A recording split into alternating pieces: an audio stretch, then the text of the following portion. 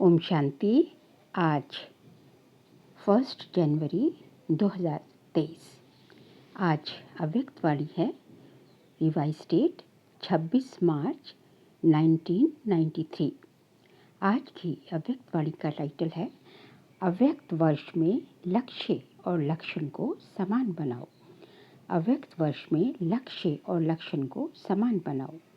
आज निराकारी और आकारी बाप दादा सर्वश्रेष्ठ ब्राह्मण आत्माओं को आकार रूप से और साकार रूप से देख रहे हैं। साकार रूप वाली आप सभी आत्माएं भी बाप के सम्मुख हो और आकारी रूपधारी बच्चे भी सम्मुख हैं।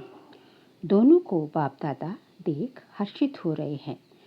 सभी के दिल में एक ही संकल्प है, उमंग है कि हम सभी बाप समान साकारी सो आकारी और आकारी सो निराकारी बाप समान बने। बाप दादा सभी के इस लक्ष्य और लक्षण को देख रहे हैं। क्या दिखाई दिया? मेजॉरिटी का लक्ष्य बहुत अच्छा दृढ़ है, लेकिन लक्षण अभी कभी दृढ़ है तो कभी साधारण है। लक्ष्य और लक्षण में समानता आना ये निशानी है समान बनने की। लक्ष्य धारण करने में 99% भी कोई है, बाकी नंबरवार हैं। लेकिन सदा सहज और नेचुरल नेचर में लक्षण धारण करने में कहाँ तक है? इसमें माइनॉरिटी 90% तक हैं, बाकी और नंबरवार हैं। तो लक्ष्य और लक्षण में और लक्षण को भी नेचुरल और नेचर बनाने में अंतर क्यों है? समय प्रमाण, सर्कमस्टांस प्रमाण, समस्या प्रमाण।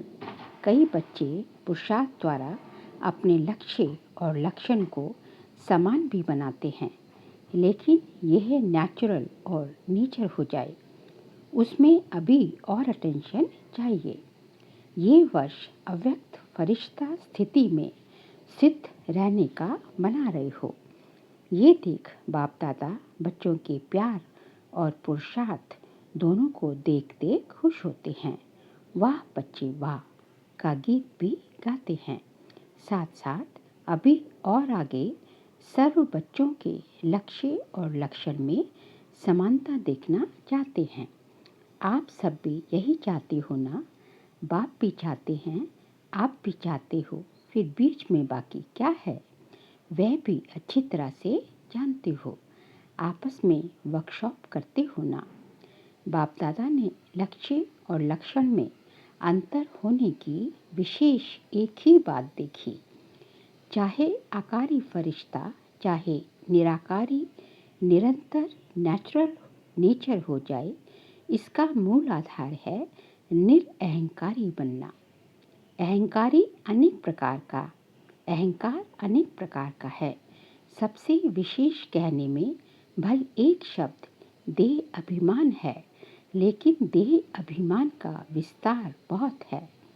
एक है मोटे रूप में देह अभिमान, जो कई बच्चों में नहीं भी है, चाहे स्वयं की देह चाहे औरों की देह। अगर औरों की देह का भी आकर्षण है, वो भी देह अभिमान है। कई बच्चे इस मोटे रूप में पास हैं। मोटे रूप से देह के आकार में लगाव व अभिमान नहीं है, परंतु इसके साथ साथ देह के संबंध से अपने संस्कार विशेष हैं, बुद्धि विशेष है, गुण विशेष है, कोई कलाई विशेष है, कोई शक्ति विशेष है। उसका अभिमान अर्थात अहंकार, नशा, रूप, ये सूक्ष्म देह अभिमान है। अगर इन सूक्ष्म अभिमान में से कोई भी अभिमान है, तो ना आकारी फरिश्ता नेचुरल निरंतर बन सकते, ना निराकारी बन सकते, क्योंकि आकारी फरिश्ते में भी देहभान नहीं है, डबल लाइट है। देह अहंकार निराकारी बनने नहीं देगा। सभी ने इस वर्ष अटेंशन अच्छा रखा है, उमंग उत्साह भी है, चाहना भी बहुत अच्छी है, चाहते भी हैं, लेकिन आगे और अटेंशन प्लीज़ चेक करो। किसी भी प्रकार का अभिमान व अहंकार नेचुरल स्वरूप से पुरुषार्थी स्वरूप तो नहीं बना देता है। कोई भी सूक्ष्म अभिमान अंश रूप में भी रहा हुआ तो नहीं है, जो समय प्रमाण और कहाँ सेवा प्रमाण भी इमर्ज हो जाता है, क्योंकि अंश मात्र ही समय पर धोखा देने वाला है। इसलिए इस वर्ष में जो लक्ष्य रखा है, बाप दादा यही चाहते हैं कि लक्ष्य संपन्न होना ही है। चलते चलते कोई विशेष स्थूल रूप में उस दिन उस समय कोई भूल भी नहीं करते हो, लेकिन कभी कभी ये अनुभव करते हो ना कि आज व अभी न मालूम क्या है, जो जैसी खुशी होनी चाहिए वैसी नहीं है। न मालूम आज अकेलापन व निराशा व व्यर्थ संकल्पों का अचानक तूफान क्यों आ रहा है। अमृत वेला भी किया, क्लास भी किया, सेवा भी, जॉब भी किया, परंतु ये क्या हो रहा है, कारण क्या होता है। मोटे रूप को तो चेक कर लेते हो और उसमें समझते हो कि कोई गलती नहीं हुई, लेकिन सूक्ष्म अभिमान के स्वरूप का अंश सूक्ष्म में प्रकट होता है। इसलिए कोई भी काम में दिल नहीं लगेगी, वैराग्य उदास उदास फील होगा। या तो सोचेंगे कोई एकांत के स्थान पर चले जाएं, या सोचेंगे सो जाएं, रेस्ट में चले जाएं, या परिवार से किनारा कर लें थोड़े टाइम के लिए। इन सब स्थितियों का कारण अंश की कमाल होती है। कमाल नहीं कहो, धमाल ही कहो। तो संपूर्ण निरअहंकारी बनना अर्थात आकारी निराकारी सहज बनना। जैसे कभी कभी दिल नहीं होती कि क्या सदा एक ही दिनचर्या में चलना है, चेंज तो चाहिए ना चाहती भी ये स्थिति आ जाती है। जब निरअहंकारी बन जाएंगे तो आकारी और निराकारी स्थिति से नीचे आने की दिल नहीं होगी, उसी में ही लवलीन अनुभव करेंगे, क्योंकि आपकी ओरिजिनल अनादि स्टेज तो निराकारी है ना। निराकार आत्मा ने इस शरीर में प्रवेश किया है, शरीर ने आत्मा में नहीं प्रवेश किया, आत्मा ने शरीर में प्रवेश किया। तो अनादि ओरिजिनल स्वरूप तो निराकारी है ना, कि शरीरधारी है। शरीर का आधार लिया, लेकिन लिया किसने? आप आत्मा ने। निराकार ने साकार शरीर का आधार लिया। तो ओरिजिनल क्या हुआ, आत्मा या शरीर? आत्मा, ये पक्का है। तो ओरिजिनल स्थिति में स्थित होना सहज, या आधार लेने वाली स्थिति में स्थित होना सहज। अहंकार आने का दरवाजा एक शब्द है, वो कौन सा?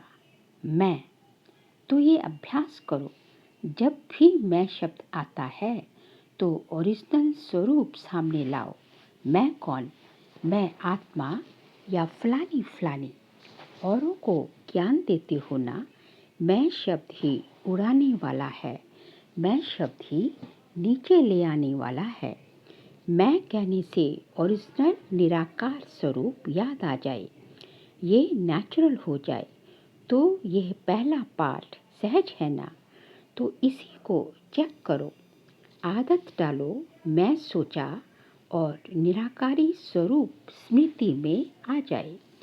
कितनी बार मैं शब्द कहते हो, मैंने ये कहा, मैं ये करूँगी, मैं ये सोचती हूँ। अनेक बार मैं शब्द यूज़ करते हो। तो सहज विधि ये है निराकारी व आकारी बनने की। जब भी मैं शब्द यूज़ करो, फौरन अपना निराकारी ओरिजिनल स्वरूप सामने आए। ये मुश्किल है या सहज है? फिर तो लक्ष्य और लक्षण समान हुआ ही पड़ा है। सिर्फ ये युक्ति निरअहंकारी बनाने का सहज साधन अपना करके देखो। ये देभान का मैं समाप्त हो जाए, क्योंकि मैं शब्द ही देह अहंकार में लाता है। और अगर मैं निराकारी आत्मा स्वरूप हूँ, ये स्मृति में लाएंगे तो ये मैं शब्द ही देभान से परे ले जाएगा। ठीक है ना? सारे दिन में 25-30 बार तो जरूर कहते होंगे। बोलते नहीं हो तो सोचते तो होंगे, मैं ये करूँगी, मुझे ये करना है। प्लान्स भी बनाते हो तो सोचते हो ना। तो इतने बार का अभ्यास आत्मा स्वरूप की स्मृति क्या बना देगी? निराकारी। निराकारी बन आकारी फरिश्ता बन कार्य किया, और फिर निराकारी कर्म संबंध के स्वरूप से संबंध में आओ। संबंध को बंधन में नहीं लाओ। देह अभिमान में आना अर्थात कर्म बंधन में आना, देह संबंध में आना अर्थात कर्म संबंध में आना। दोनों में अंतर है। देह का आधार लेना और देह के वश होना, दोनों में अंतर है।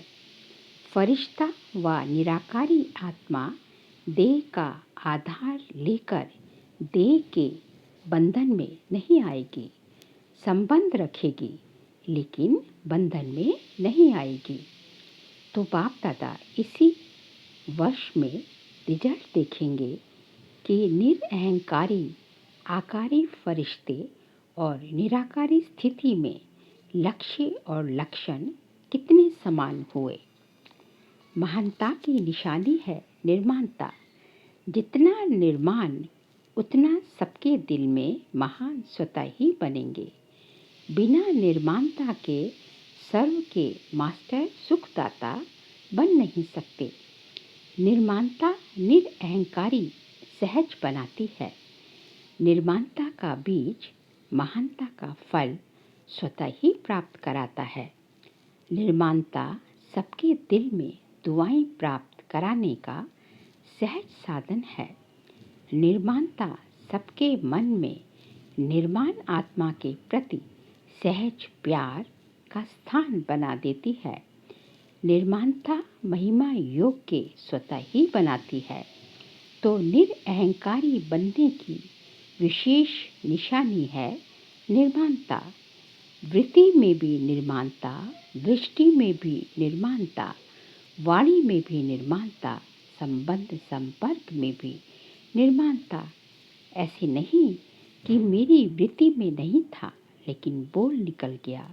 नहीं, जो वृत्ति होगी वो दृष्टि होगी, जो दृष्टि होगी वो वाणी होगी, जो वाणी होगी वही संबंध संपर्क में आएगा। चारों में ही चाहिए। 3 में है, 1 में नहीं है तो भी अहंकार आने की मार्जिन है। इसको कहा जाता है फरिश्ता। तो समझा बाप दादा क्या चाहते हैं और आप क्या चाहते हो? चाहना दोनों की एक है। अभी करना भी एक करो। अच्छा, आगे सेवा के नए नए प्लान्स क्या बनाएंगे? कुछ बनाया है, कुछ बनाएंगे। चाहे ये वर्ष, चाहे आगे का वर्ष। जैसे और प्लान सोचते हो कि भाषण भी करेंगे, संबंध संपर्क भी बढ़ाएंगे, बड़े प्रोग्राम्स भी करेंगे, छोटे प्रोग्राम्स भी करेंगे, ये तो सोचते ही हो। लेकिन वर्तमान समय के गति प्रमाण अभी सेवा की भी फास्ट गति चाहिए। वो कैसे होगी? वाणी द्वारा, संबंध संपर्क द्वारा तो सेवा कर ही रहे हो।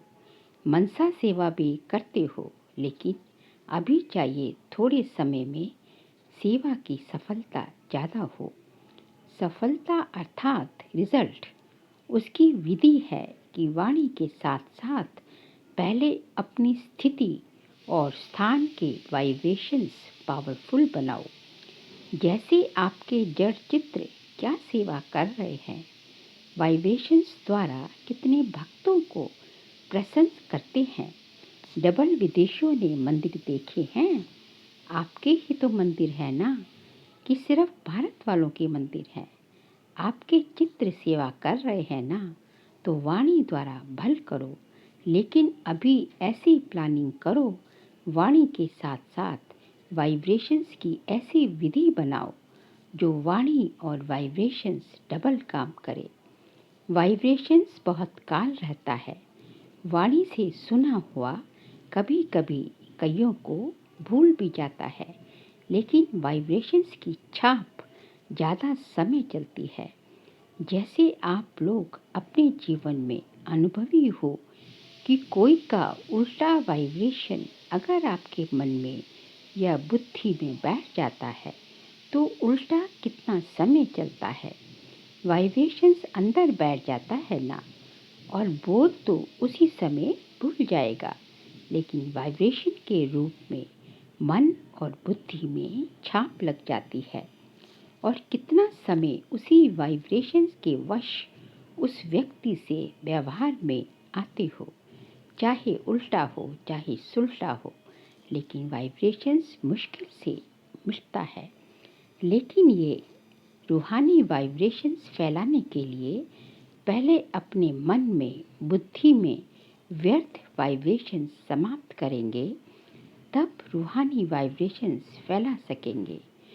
किसी के भी प्रति अगर व्यर्थ वाइब्रेशंस धारण किए हुए हैं तो रूहानी वाइब्रेशंस नहीं फैला सकते। व्यर्थ वाइब्रेशंस रूहानी वाइब्रेशंस के आगे एक दीवार बन जाती है। चाहे सूर्य कितना भी प्रकाश में हो, अगर सामने दीवार आ गई, बादल आ गए, तो सूर्य के प्रकाश को प्रज्वलित होने नहीं देते। जो पक्का वाइब्रेशन है वो है दीवार, और जो हल्की वाइब्रेशन है वो है हल्के बादल या काले बादल। वो रूहानी वाइब्रेशंस को आत्माओं तक पहुंचने नहीं देंगे। जैसे सागर में कोई जाल डालकर अनेक चीज़ों को एक ही बार इकट्ठा कर देते हैं, या कहाँ भी अपनी जाल फैलाकर एक समय पर अनेकों को अपना बना लेते हैं, तो वाइब्रेशंस एक ही समय पर अनेक आत्माओं को आकर्षित कर सकते हैं। वाइब्रेशंस वायुमंडल बनाते हैं, तो आगे की सेवा में वृद्धि द्वारा रूहानी वाइब्रेशन से साथ साथ सेवा करो, तभी फास्ट होगी।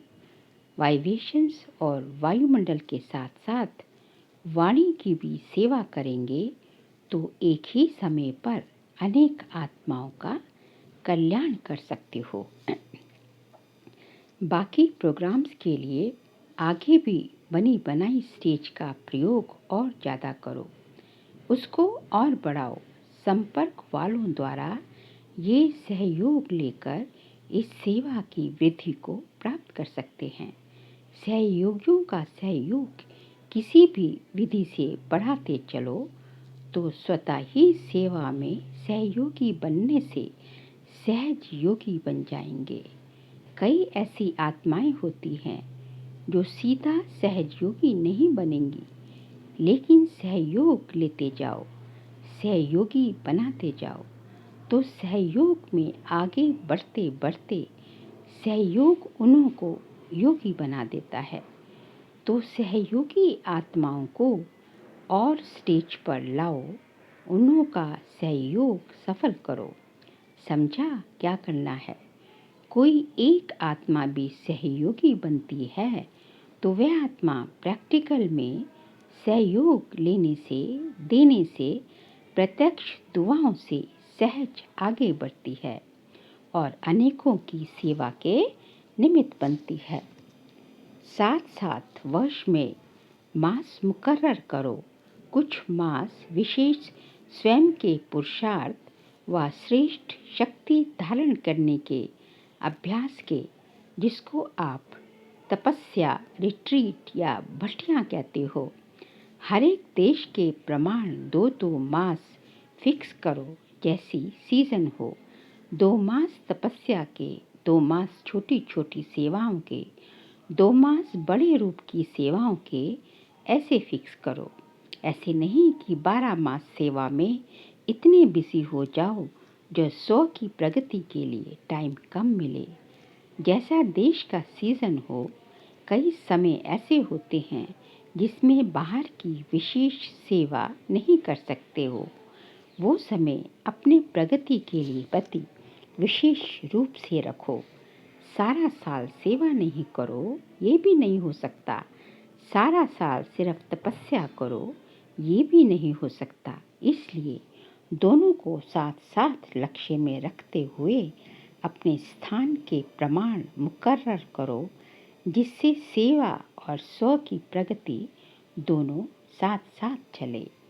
अच्छा, इस वर्ष की सीजन की समाप्ति है। समाप्ति में क्या किया जाता है?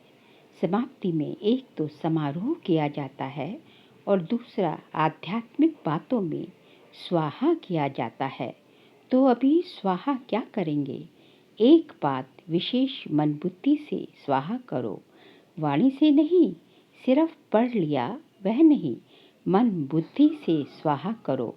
फिर देखो स्व और सेवा में तीव्र गति कैसे होती है। तो आज की लहर है, किसी भी आत्मा के प्रति व्यर्थ वाइब्रेशंस को स्वाहा करो। स्वाहा कर सकते हो कि थोड़ा थोड़ा रहेगा, ऐसे नहीं समझो कि ये है ही ऐसा, तो वाइब्रेशंस तो रहेगा ना। कैसा भी हो, लेकिन आप नेगेटिव वाइब्रेशंस को बदल पॉजिटिव वाइब्रेशंस रखेंगे तो वह आत्मा भी नेगेटिव से पॉजिटिव में आ ही जाएगी, आनी ही है। क्योंकि जब तक ये व्यर्थ वाइब्रेशंस मन बुद्धि में है तो फास्ट गति की सेवा हो ही नहीं सकती। वृत्ति द्वारा रूहानी वाइब्रेशंस फैलाने हैं। वृत्ति है रॉकेट, जो यहाँ बैठे बैठे जहाँ भी चाहो, जितना भी पावरफुल परिवर्तन करना चाहो वह कर सकते हो। ये रूहानी रॉकेट है, जहाँ तक जितनों को पहुँचाना चाहो उतना पावरफुल वृत्ति से वाइब्रेशन से वायुमंडल बना सकते हो। चाहे वो रियल में रॉन्ग भी हो, लेकिन आप उसका रॉन्ग धारण नहीं करो। रॉन्ग को आप क्यों धारण करते हो? ये श्रीमत है क्या? समझना अलग चीज है। नॉलेजफुल भले बनो, लेकिन नॉलेजफुल के साथ पावरफुल बनकर के उसको समाप्त कर दो। समझना अलग चीज है, समाना अलग चीज है, समाप्त करना और अलग चीज है। भल समझते हो ये रॉन्ग है, ये राइट है, ये ऐसा है, लेकिन अंदर वह समाओ नहीं। समाना आता है, समाप्त करना नहीं आता है।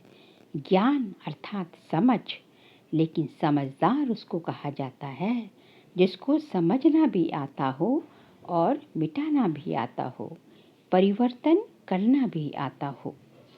इस वर्ष में मन और बुद्धि को बिल्कुल व्यर्थ से फ्री करो। यही फास्ट गति को साधारण गति में ले आती है। इसलिए ये समाप्ति समारोह करो, अर्थात स्वाहा करो। बिल्कुल क्लीन कैसा भी है, लेकिन क्षमा करो।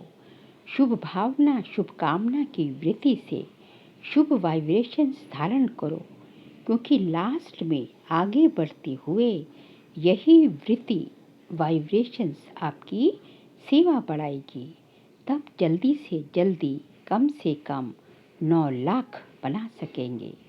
समझा क्या स्वाहा करना है? व्यर्थ वृत्ति, व्यर्थ वाइब्रेशन स्वाहा। फिर देखो नेचुरल योगी और नेचर में फरिश्ता बने ही हुए हो। इस अनुभव पर रिट्रीट करो, वर्कशॉप करो। कैसे होगा? नहीं, ऐसे होगा। अच्छा, सदा स्वयं को बार बार ओरिजिनल स्वरूप मैं निराकारी हूँ ऐसे निश्चय और नशे में उड़ने वाले, सदा निर्माणता द्वारा महानता की प्राप्ति के अनुभवी आत्माएं, ऐसे निर्माण सदा महान और सदा आगारी निराकारी स्थिति को नेचर और नेचुरल बनाने वाले सर्वश्रेष्ठ आत्माओं को बाप दादा का बहुत बहुत बहुत याद प्यार और नमस्ते। हम सभी रूहानी बच्चों की रूहानी बाप दादा का नमस्ते नमस्ते नमस्ते। आज का बाबा का वरदान है, इस मर्जीवा जीवन में सदा संतुष्ट रहने वाले इच्छा मात्रम अविद्या भव। इस मर्जीवा जीवन में सदा संतुष्ट रहने वाले इच्छा मात्रम अविद्या भव। आप बच्चे मर्जीवा बने हो, आप बच्चे मर्जीवा बने ही हो सदा संतुष्ट रहने के लिए। जहाँ संतुष्टता है वहाँ सर्वगुण और सर्व शक्तियाँ हैं। क्योंकि रचयिता को अपना बना लिया तो बाप मिला, सब कुछ मिला। सर्व इच्छाएं इकट्ठी करो, उनसे भी पदम गुना ज़्यादा मिला है। उसके आगे इच्छाएं ऐसी हैं जैसे सूर्य के आगे दीपक। इच्छा उठने की तो बात ही छोड़ो, लेकिन इच्छा होती भी है ये क्वेश्चन भी नहीं उठ सकता।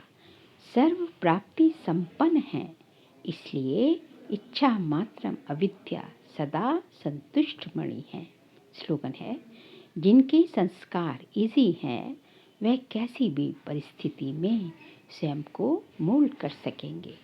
जिसके संस्कार इजी हैं वह कैसी भी परिस्थिति में स्वयं को मोल्ड कर सकेंगे। बाबा कहते हैं कि कैसी भी परिस्थिति में, हर परिस्थिति में स्वयं को मोल्ड करना चाहते हो तो अपने संस्कारों को सरल बनाओ, सहज बनाओ, इजी बनाओ, तो जो है आप जो है रियल गोल्ड बन ही जाएंगे।